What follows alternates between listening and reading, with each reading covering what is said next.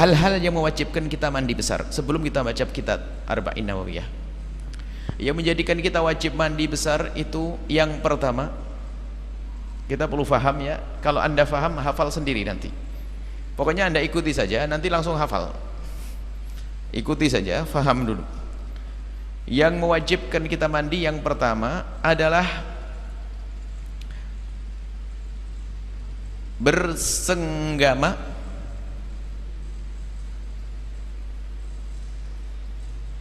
biarpun tanpa keluar mani. Bersenggama biarpun tanpa keluar mani. Ada catatan bersenggama ini. Satu, baik dengan cara halal atau haram. Na'udzubillah, haram zina, wajib mandi juga ya. Bersenggama ada catatan. Pertama, baik dengan cara haram atau halal. Kedua,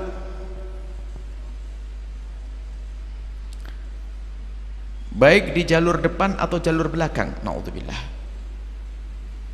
jalur belakang, na'udzubillah.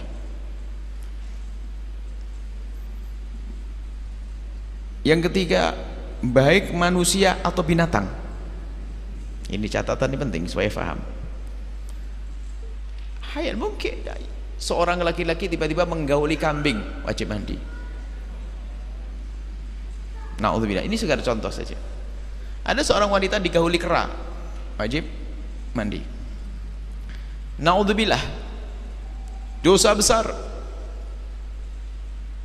Seorang wanita digauli suaminya lewat lubang belakang, dosa, wajib mandi. Na'udzubillah, na'udzubillah, homo, laki dengan laki masuk lubang belakang, wajib mandi. Jelas ya? Catatannya adalah halal atau haram.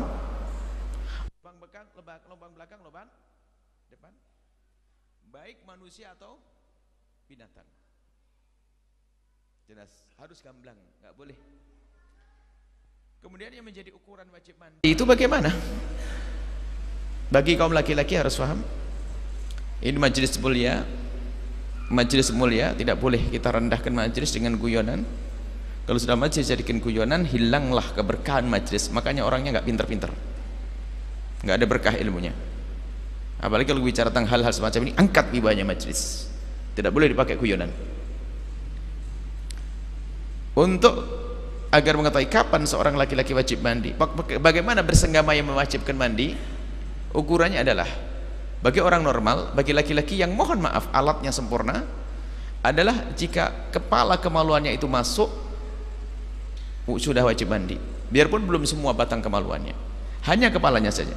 Tapi kalau separuh kemaluan masuk, nggak wajib mandi. Tapi kalau sudah kepala kemaluan masuk, wajib mandi. Jelas, jangan diperlebar, yang penting faham, selesai. Kedua, yang wajibkan mandi yang kedua, keluar mani biarpun tanpa senggama. Keluar mani biarpun tanpa senggama. Mohon maaf, tertidur mimpi basah, dilihat ada air mani, wajib mandi. Keluar mani biarpun tanpa bersenggama. Baik keluar maninya dengan cara yang halal atau haram. Halal adalah mimpi basah, bukan kemauan dia. Halal adalah, mohon maaf, seorang suami mengeluarkan mani dengan tangannya istri. Istri mengeluarkan mani dengan kelihayan tangan suami, halal. Tapi kalau sudah seorang laki-laki mengeluarkan mani dengan tangannya sendiri, haram. Tetap wajib mandi. Yes. Keluar mani wajib mandi.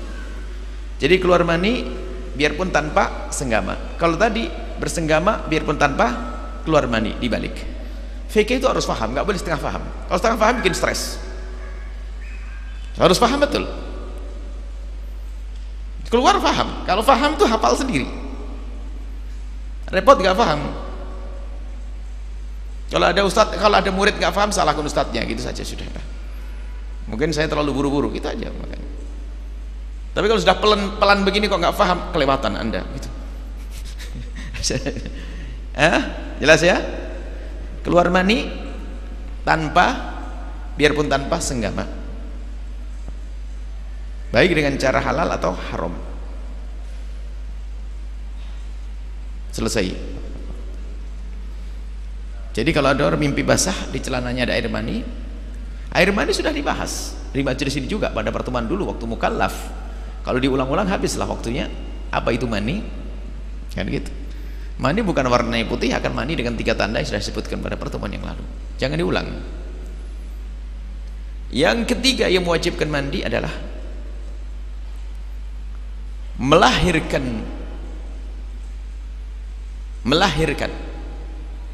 Catatan yang penting ini loh, faham itu dari catatan ini.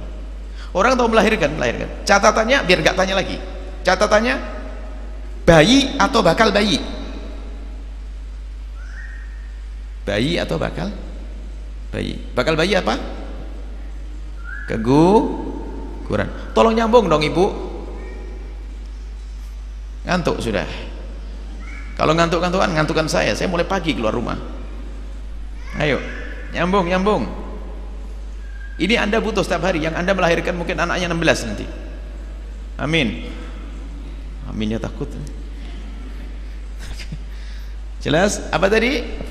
Melahirkan bayi atau bakal bayi dengan cara normal atau tidak normal. Tidak normal apa? Sesar. Paham atau tidak? Nggak usah tanya lagi.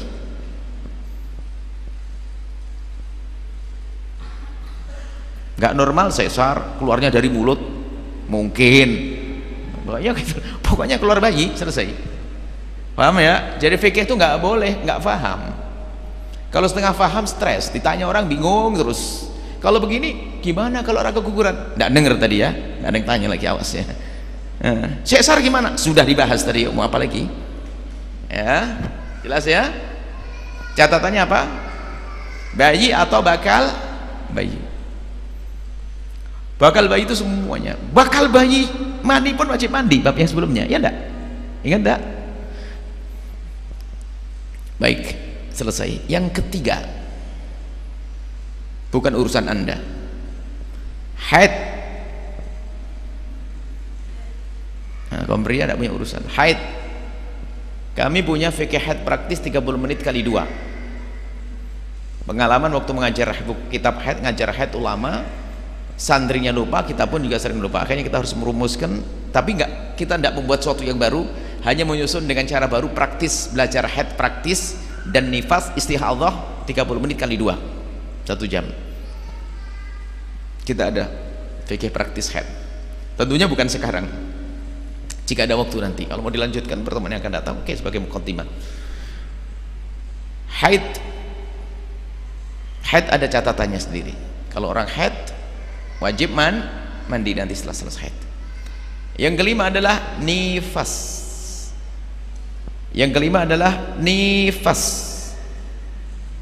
Nifas adalah darah yang keluar setelah melahirkan dengan tuntas ya. Kalau belum tuntas nggak ada nifas. Habis melahirkan, tatanya apa? Kata bidannya ada 2 lagi di dalam, belum tuntas, nggak ada nifas, harus tuntas kelahiran. Nanti ada definisi nifas itu. Nifas melahirkan, tuntas melahirkan, bayi atau bakal bayi sama, dengan cara yang normal atau tidak normal. Maka keguguran nifas, sesar nifas. Jelas ya? Nifas tuntas, darah yang keluar setelah tuntas kelahiran, baik dengan cara normal melahirkan bayi atau bakal bayi. Jelas ya? 5 mewajibkan mandi cuma 5, cuman biasanya tambahannya 6. Cuman 6 ini adalah bukan urusan Anda putra, itu urusan yang hidup. Kalau Anda mati, kalau kita mati, wajib dimandikan, bukan kita sendiri suruh mandi kan. Suruh mandi gimana? Suruh bangun lagi mandi. Berarti kita ambil 5 saja biar gampang menghafalnya. Sudah hafal? Bersenggama biarpun tanpa keluar mani dengan catatan. Keluar mani biarpun tanpa senggama dengan catatannya. melahirkan dengan catatannya. Makanya kalau ngaji itu pakai catatan. Buya ngomong catatan nggak dicatat, sih mana catatannya apa nanti? Ya, ini repot ini belajar. Catatannya nggak ada catatannya. Kemudian haid, nifas, selesai. Baik, kemudian setelah itu, jika ada seseorang mempunyai hadas besar 5 tadi, itu kalau 5 semuanya itu wajib mandinya cuma sekali, nggak harus mandi 5 kali. Contoh, seorang wanita hamil tua, 2 jam lagi melahirkan. Waktu hamil tua digauli oleh suami, wajib mandi tidak? Kemudian setelah keluar wajib mandi, keluar mandi juga wajib mandi tidak? Belum sempat mandi melahirkan, habis melahirkan nifas. Selesai nifas berapa kali mandinya? Cukup sekali, nggak usah diulang-ulang mandinya, cukup sekali, selesai. Catatan yang kecil, kita langsung tutup poin saja hal-hal yang orang sering salah paham. Fikih salah paham masalah melahirkan. Kalau membaca kitab-kitab itu biasanya yang mewajibkan mandi adalah melahirkan. Makanya ada kiai-kiai itu, kalau ada orang melahirkan, bukan kiai yang bukan kiai, ustadz, bukan ustadz juga, oh ngantuk kok dia. Jadi kalau habis melahirkan itu langsung suruh mandi besar, karena dia faham dari kitab tadi, mau habis melahirkan wajib mandi besar. Ada ilmunya lagi. Ilmunya adalah jika seseorang dalam keadaan nifas, darah masih keluar, atau haid, darah masih keluar, maka haram baginya mandi besar. Haram baginya mandi besar. Maknanya begini, jika Anda seorang wanita melahirkan, memang setelah melahirkan apa wajib? Mandi. Jika ternyata Anda tidak terkena nifas, habis melahirkan bersih, nggak ada darah, berarti Anda tidak ada nifas. Oke, bener, Anda langsung mandi boleh. Cuman umumnya wanita setelah melahirkan kena nifas, maka setelah Anda melahirkan belum sempat mandi, ketumpangan darah nifas, Anda tidak boleh mandi besar kecuali setelah selesai nifas. Kalau Anda mandi besar waktu nifas keluar, haram hukumnya. Nah, ini sering salah paham, langsung suruh mandi sama ustadznya. Harus mandi nih, lihat di kitab Safinatun Najah, harus mandi. Ya ustadz, jangan ngantuk kalau ngajarin. Kalau memang tidak ada nifas, baru langsung mandi. Kenapa diharamkan? Sebab mandi besar itu ibadah. Mandi besar adalah ibadah. Anda bisa menjawab dengan pemahaman. Kalau orang lagi nifas bisa mandi besar? Bisa diangkat hadasnya? Ya nggak bisa. Wong Anda tahu darah nifas keluar, kok Anda mandi besar? Nggak terangkat, berarti Anda main-main ibadah. Kalau main ibadah hukumnya haram. Sama seorang wanita habis digauli oleh suami sebelum subuh, tahu-taunya mau mandi besar. Habis digauli wajib mandi besar kan? Cuman sebelum mandi besar, keburu datang bulan, haidnya tiba. Setelah digauli, tapi waktu digauli belum haid, halal. Kalau waktu haid digauli haram. Habis digauli, ya setengah jam lah mungkin istirahat sebentar sang istri, akhirnya mau kamar mandi kerasa keluar darah haid, haram mandi besar. Sebab kalau darah haid tidak akan mungkin diangkat hadatnya. Kalau tetap mandi besar, maka main-main ibadah hukumnya haram. Jelas? Pertanyaan, ibu kalau lagi haid boleh keramas? Ya boleh bu, keramas kok nggak boleh bersihkan kepala. Yang nggak boleh mandi besar dengan niat. Nah ini nggak konsen bener kayaknya. Ngantuk kok teramat banget ini. Cobalah, wong sebulan sekali sudah begitu, ustadznya juga sering goib kok masih saja ngantuk. Ini keterlaluan Anda ini. Ya enggak, bulan lalu sudah nggak datang ya enggak? Artinya 2 bulan sekali, sudah 2 bulan sekali masih ngantukan nih. Melek ya, jelas ya. Jadi kalau keramas boleh, bersih-bersih biar suaminya nggak stres. Bau jeruk. Ya, jelas. Baik, itu catatan kecil tentang mandi besar. Kemudian baru setelah Anda tuntas haid, tuntas nifas, atau habis bersenggama, habis keluar mani, Anda mandi besar. Apa yang harus Anda lakukan mandi besar? Dua tok. Fardunya, kewajiban dalam mandi besar hanya dua. Jangan bahas masalah air memang belum diajarkan. Babnya air sudah. Air hujan, air sumber sudah selesai. Pokoknya air yang di rumah Anda gitu saja.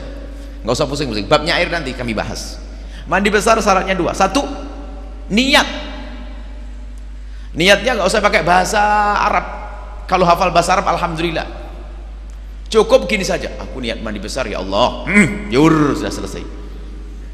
Nanti selalu serius. Nawaitul husla rafil hadas akbar lillahi ta'ala. Allahu akbar. Bablasan. Karena serius banget ya. Ngafal bahasa Arab ya. Cukup ya. Kalau boleh nawaitul husla di rafil hadasil akbari, boleh.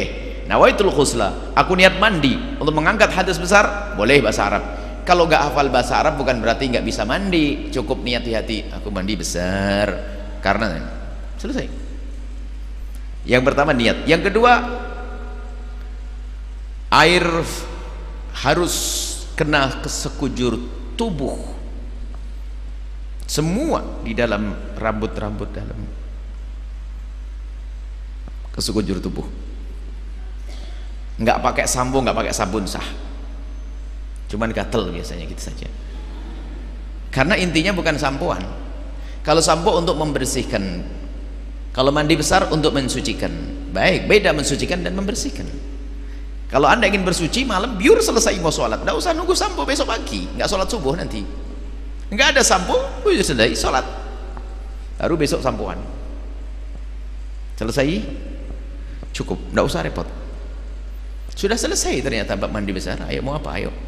Makanya kalau ada orang malas belajar ini keterlaluan. Belajar cari duit semangat. Belajar fikih demi keabsahan ibadah nggak mau. Mandi besar cuma berapa menit? 15 menit. Barusan 15 menit. Ayo selesai. Nggak usah pakai buku. Tapi pakai catatan mondo ya, nanti catatan. Kalau memang tidak mau beli, saya belikan pulpen sama bukunya. Kurang sayang apa ini? Catatan itu penting. Dengan harapan nanti diajarkan ke anak putrinya. Anda mengajarkan persis seperti ini di majelis yang lain, istimewa. Itu bisa Anda hadirkan 1 jam ini. 15 menit yang kami hadirkan bisa diajarkan berapa? 1 jam. Bab mandi saja sudah. Ayo. Mau jadi ustadz mendadak. Tapi jangan ditambah dari ilmu tadi. Ngarang nanti. Boleh. Kulakan besok diajarkan. Kulakan besok diajarkan. Selesai.